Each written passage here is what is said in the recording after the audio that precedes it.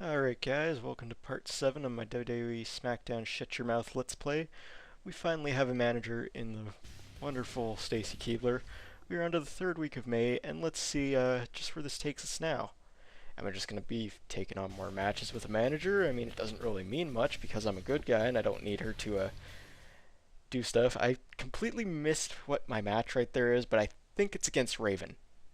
I'm not too sure. Ah, crap, I was gonna... Damn you, short-term memory.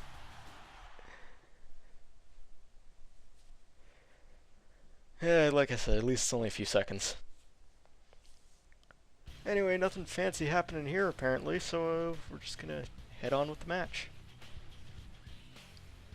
First match, Rikishi and Lance Storm. Just gonna skip that. Don't need to get involved there. Although, I did face Christian earlier. Nah, no big deal. We'll just take on Raven.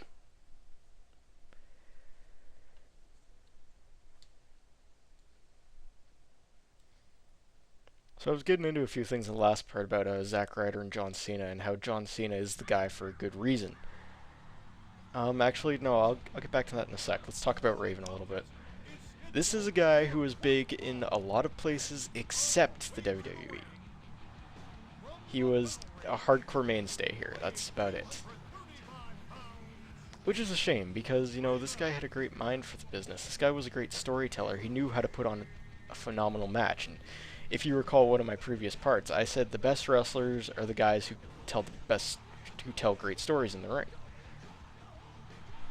And I mean, usually that leads to really good technical wrestlers, but good examples are guys like William Regal and Daniel Bryan. Raven's a good example. And I mean, even guys you don't think of that often that would fit in that role. Stone Cold Steve Austin, Sheamus, and, you know, dare I say it, but John Cena. And that's a good way to segue back into that. Cena's in the spot he is for good reason, because he knows what he's doing out there. And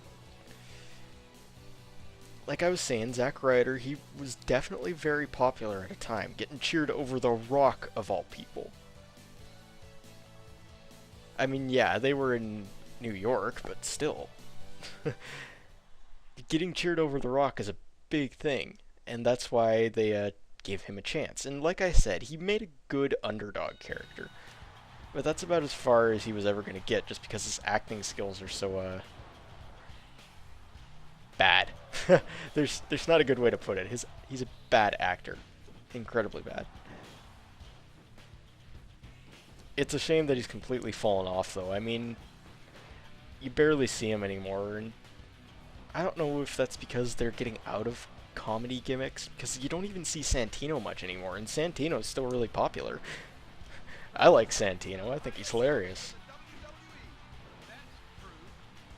I mean, most people don't, and I don't understand why. I mean, yeah, the Cobra's a little stupid, but I think a lot of the skits he's involved with are pretty damn funny. Like, I forget when this was, but it was probably when Swagger and Ziggler were together. Jack Swagger and Dolph Ziggler. And they had him cornered, and Santino just points up to the air. What the hell is that? They both look up and he runs away. I love that. I mean, maybe it's because I don't take things so super seriously like everyone does, and people are like, oh, wrestling has to be super serious, and that's probably why the fans are looked upon so badly. I mean, once you realize that what it comes down to it's basically a soap opera for men, and you could stop taking it so seriously and just sit back and have fun with it, I mean, that's the best way to take wrestling. It's not fun to take it so seriously. And that's why people get made fun of all the time. Of course, my favorite argument is the sweaty, oiled up men in underwear hugging each other, and then, you know, I just go, well, I'm not watching MMA. This is wrestling, not MMA. I mean, it's a show. That's a good way to put it. It's a show. It's entertainment. These guys are, like I said, they're not legitimately trying to hurt each other. They're just trying to put on a show and make it look good. Oh, can I pull it off with the moonsault one more time? He looked pretty dead right there. Oh, yes, I did. And that's only 5 minutes in. No, don't go to sleep on me now. Yeah, like, I'm pulling off these matches pretty quickly, even on hard difficulty, so it shows that I'm getting better and raising in the rankings here. And I'd say it's definitely a sign of things to come that I've ended 2 matches in a row. What the hell? I'll get back to that in a sec, but I'm getting my ass kicked by some guy who has no business attacking me. This guy is actually Chuck Palumbo. This was from his days as his tag team with Billy and Chuck when they were a gay publicity stunt. So he wanted Stacy, and now he's going to make my life hell because of it. We'll see how that goes. We will see indeed. Because if you recall the draft, Billy and Chuck got split up. Because, Vince was saying, like, his 10th pick, oh, this is someone big. I pick Chuck. Anyway, I get into a random tag team match. My tag team partner is Bubba Ray Dudley, and I'm not entirely sure why that is, but I'll go with it. Bubba Ray Dudley being my, well, for counting all 3 Dudleys in the WWE at this time, Bubba Ray, Devon, and Spike. Spike was always my favorite, but Bubba Ray was number 2, especially now that he's really proven himself to be really good. I mean, he's still not the greatest wrestler out there. He's kind of in that regard, but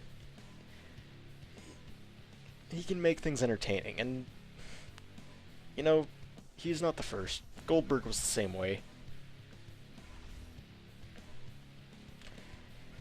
Anyway, tonight is the night, I see what I did there, that I unofficially joined the Dudley Boys. We don't have Stacy managing us this time, though, because even though it's a tag team match, you can have a manager with your tag team. You can have up to 6 people on screen at one time in this game.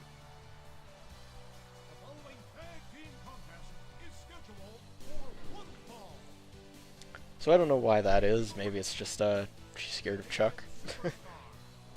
I'd be a little scared of him too. He's a big guy. And you know, I'm not very big, so he could be a bit of a threat, you'd think. But you know, this is a tag team match, and hopefully my partner won't blow it like Maven did. But nah, I'm pretty sure I win this match. I'm pretty sure I win all my matches in May. Spoilers. You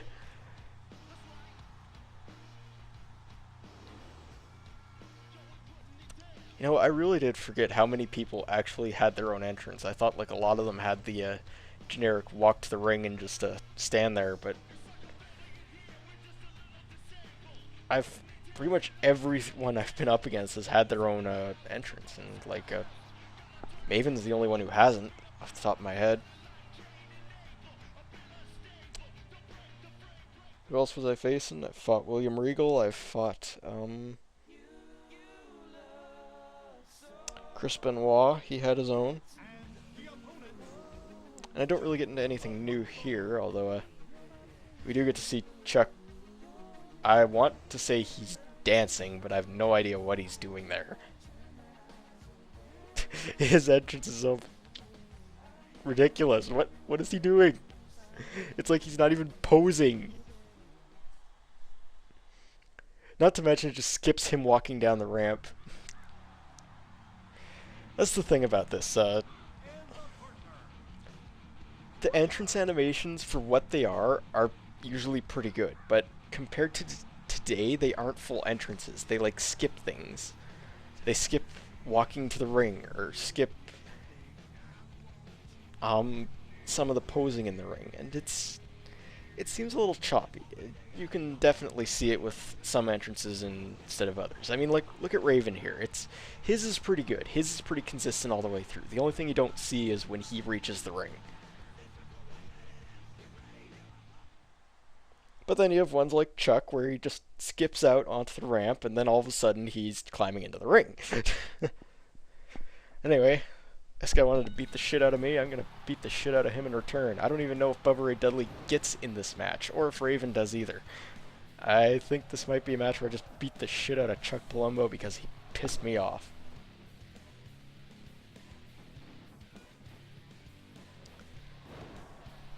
And now that I'm a bit more comfortable with my editing program, even though it still sucks, you have noticed that I've been putting 2 matches into one part now, but, you know, that's because 2 of those matches were really short. This is part 7, so part 8 is going to be... It's short. I mean, it's only got the last week of May, and I think I've been in this before, but the 5 weeks, usually the 5th week is a pay-per-view instead of, like, 5th week of Raw or Smackdown. I actually can't recall. Well, I seem to think that there is a time where you get into like a 5th week of Raw or SmackDown, but I'm not too sure. But anyway, there's a pay-per-view at the end of every month, and so that makes 12 a year. Except there's also 2 British pay-per-views that you can come across. I think one of them happens in May, and the other one in November. Might be October. But they happen in the middle of the month instead. And that's usually where you'll be able to challenge for the European Championship, if you don't already have it. I just kind of knocked my partner off there. That was a mistake. That was an accident, actually. It wasn't a mistake, it was an accident. Wow, and he's not wasting any time going after Chuck, even though, you know... Why are you getting in my face? What did I do? I'm the legal man. Stupid ref.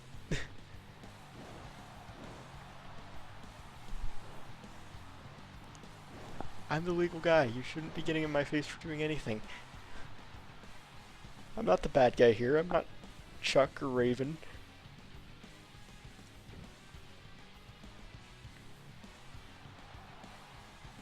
I kind of forgot what I was talking about there. Oh, right, I was talking about the pay-per-views. Let's see if I can remember them all. Starting from April, we have Backlash, then Judgment Day, and then in June, I think it's King of the Ring. It's been a while since I played this, and it's been a while since the King of the Ring has been a pay-per-view, too.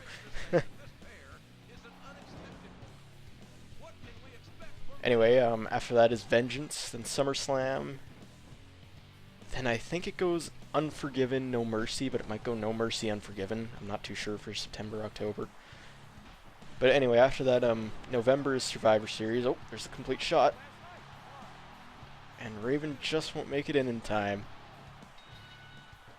But yeah, November is Survivor Series, December Armageddon, January the Royal Rumble, which is coming up soon. I'm actually excited for that. No Way Out in February, and finally WrestleMania in March. And then Insurrection and Rebellion in either like May or October, whenever they come up. I forget. But anyway, even though I won the match, we are getting our asses kicked. Apparently, Raven doesn't like losing either. Oh yeah, and for this one I have to press X when the screen comes to a pause like that. I don't know why it didn't just go on automatically like all the other times. Anyway, Chuck goes and gets a microphone, or seems to, and he is pissed, and he says, we're going to have a match at the next pay-per-view, but we don't really have a match at the pay-per-view. We have it on the heat before the pay-per-view.